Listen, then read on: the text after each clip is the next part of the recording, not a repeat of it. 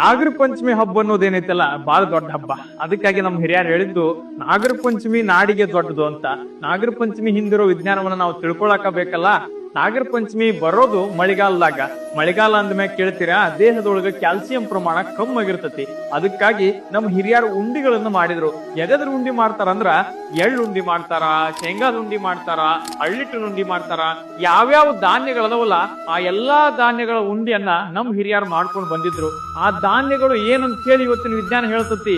ಏನಂದ್ರ ಶೇಂಗಾಕ ಎಳ್ಳಿಗೆ ಕ್ಯಾಲ್ಸಿಯಂ ಅನ್ನು ಕೊಡುವಂತ ತಾಕತ್ ಐತೆ ಅಂತ ಹೇಳಿ ಮಳೆಗಾಲದಾಗ ಬರೋ ನಾಗರ ಪಂಚಮಿ ನೆಪದೊಳಗ ನಮ್ಮೆಲ್ಲರಿಗೂ ಆ ಉಂಡಿಗಳನ್ನ ತಿನ್ನಿಸಿ ದೇಹದಾಗ ಕಮ್ಮಾಗಿರೋ ಕ್ಯಾಲ್ಸಿಯಂ ಪ್ರಮಾಣನ ಸರಿ ಮಾಡ್ತಾರ. ಇದು ನಾಗರ ಪಂಚಮಿ ಉಂಡಿ ಒಳಗಿರುವಂತಹ ತಾಕತ್ತು.